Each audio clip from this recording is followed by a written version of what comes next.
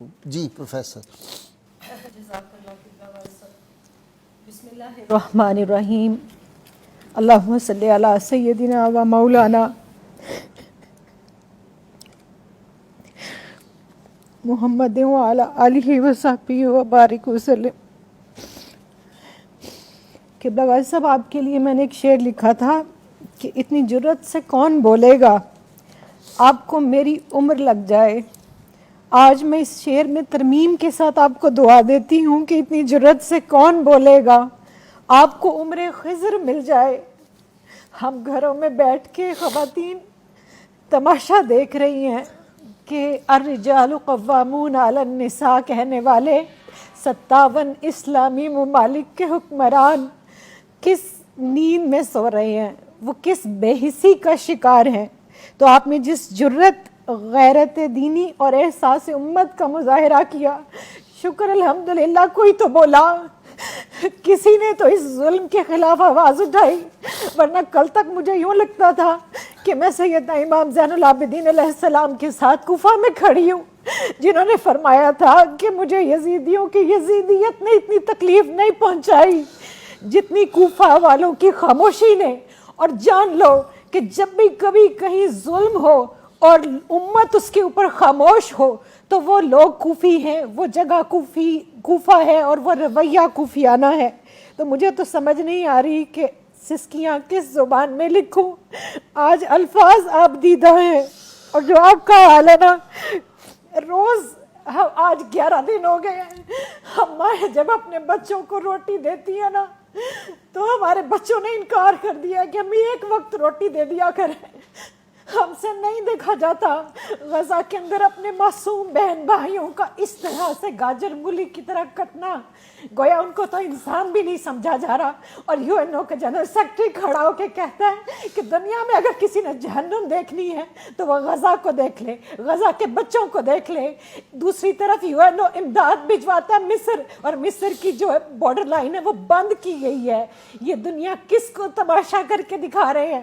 رسول کریم صلی اللہ علیہ وآلہ وسلم کی بارگاہ میں ایک استغاثہ آپ نے پیش کیا، میں ایک استغاثہ پیش کرتی ہوں کہ یا رسول اللہ، اور روز یہی کہتی ہوں ہر نماز کے بعد کہ اے گنبد خضرا کے مکی میری مدد کر، یا پھر یہ بتا کون میرا تیرے سوا ہے۔ یا رسول اللہ، ہمارا کوئی نہیں آپ کے سوا۔ ہم اس دنیا میں تمام مردوں نے چوڑیاں پہن لی، غیرتیں اپنی بیچ چکے، اور آپ دیکھیے پاکستان کے اندر جس بے حسی کی آپ بات کر رہے ہیں، امراء سے لے کے عوام تک ان کے پروڈکٹس کو بھی اسی طرح خرید رہے ہیں، اور کوئی آواز بلند نہیں ہو رہی، کوئی بول نہیں رہا۔ اور قرآن کیا کہتا ہے؟ سورہ نساء کی آیت پیش کرنا چاہوں گی۔ اللہ رب الکریم ارشاد فرماتا ہے وَمَا لَكُمْ لَا تُقَاتِلُونَ فِي سَبِيلِ اللَّهِ وَالْمُسْتَضْعَفِينَ مِنَ الرِّجَالِ وَالنِّسَاءِ وَالْوِلْدَانِ الَّذِينَ يَقُولُونَ۔ اور قبلہ غازی صاحب، جب میں یہاں پہنچتی ہوں میرا کلیجہ پھٹ جاتا ہے۔ اللہ فرماتا ہے رَبَّنَا أَخْرِجْنَا مِنْ هَٰذِهِ الْقَرْيَةِ الظَّالِمِ أَهْلُهَا وَاجْعَل لَّنَا مِن لَّدُنكَ وَلِيًّا وَاجْعَل لَّنَا مِن لَّدُنكَ نَصِيرًا۔ اور اللہ جھنجھوڑ کے پوچھتا ہے کہ اور تمہیں کیا ہو گیا ہے کہ تم اللہ کی راہ میں لڑتے نہیں؟ کمزور مردوں اور عورتوں اور بچوں کے لیے جو یہ دعا کر رہے ہیں کہ اے ہمارے رب، ہمیں اس بستی سے نکال جس کے لوگ ظالم ہیں، اور ہمیں اپنے پاس سے کوئی حمایتی دے دے، اور ہمیں اپنے پاس سے کوئی مددگار دے دے۔ اور سورہ توبہ کی آیت نمبر 14 میں اللہ تعالیٰ ارشاد فرماتا ہے کہ پھر تنبیہاً، کہ پھر تم انتظار کرو اس وقت کا کہ جب اللہ عذاب بھیجے۔ اگر تم اپنا مال پیارا ہے، آرام پیارا ہے، اپنی اولاد، اپنی بیوی بچے، اپنے گھوڑے، اپنے کاروبار، اپنی زندگیاں، اور ہم اسی جمود کا شکار ہیں، ہم اسی بے حسی کا شکار ہیں۔ اور آپ دیکھیے 57 اسلامی ممالک میں جتنے بھی مسلمان ملک ہیں ان کے اندر کاش کہ آج کوئی جو ہے وہ سلطان حمید اللہ جیسا ہوتا۔ ایک بیٹی نے پکارا تھا، وہ اتنا غیرت مند تھا کہ پھر فوج لے کر آیا اور اس نے پھر اس ظلم کا خاتمہ کیا۔ سلطان صلاح الدین ایوبی کو آپ دیکھ لیجئے، محسن باللہ دیکھیے بغداد سے اٹھ کے روم کی اینٹ سے اینٹ بچا دی تھی ایک بچی کی خاطر، ایک کی عزت اور کی قبلہ خاطر۔ غازی صاحب، میں ایک عورت ہونے کے ناطے واسطہ دیتی ہوں، ہم عورتیں جو ہے نا یہ ظلم نہیں دیکھ سکتی، کیونکہ عورت کے جسم کے اندر ایک عضو ہے جس کو رحم کہا جاتا ہے۔ اللہ نے اپنے رحم کے ساتھ اس کو جوڑا ہے. میں اللہ کی عزت کی قسم کھا کے کہتی ہوں وہاں پر کٹنے والے بچے میرے بچے ہیں, وہاں پر کٹنے والی بیٹیاں میری بیٹیاں. ہم وہ نوزائیدہ بچے میں نے دیکھا, ایک اتنا سا بچہ, اتنا سا رحم مادر سے نکلا ہوا بچہ بھی. جینوسائیڈ کا یہ حال ہے.